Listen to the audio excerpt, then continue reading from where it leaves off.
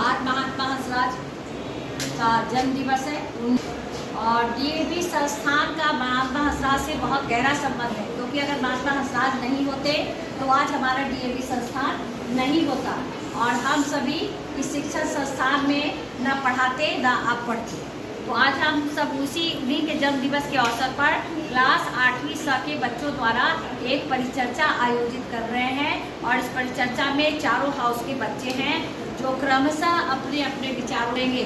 हमारे साथ परिचर्चा में शामिल हैं आर्य नारायण, अमृत राज।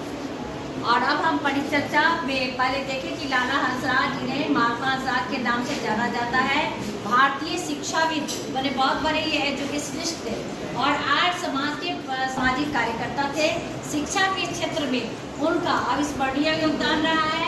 स्वामी दयानंद सरस्वती के किए गए कार्यों के ऋण के लिए उनके पुण्य स्मृति में उन्होंने डीएवी संस्थान में अपनी सेवा दी और वो भी निःशुल्क सेवा दी और पूरे ये कार्य करते रहे प्राचार्य के रूप में।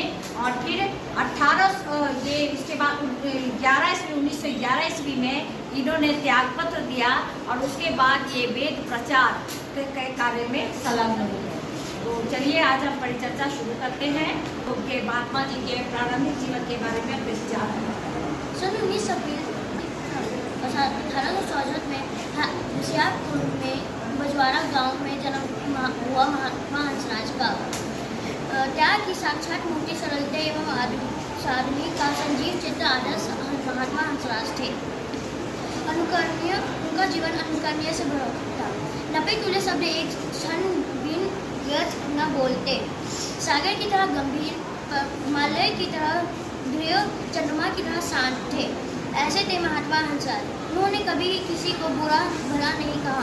40 रुपये पर गुजारा चलाया। 1858 से 1911 दयानंद कॉलेज में प्रोफेसर रहे, प्रिंसिपल रहे। उसके बाद कॉलेज से त्याग पत्र देने के बाद उन्होंने अपना पूरा जीवन वेद प्रचार और लोक सेवा में लगा दिया।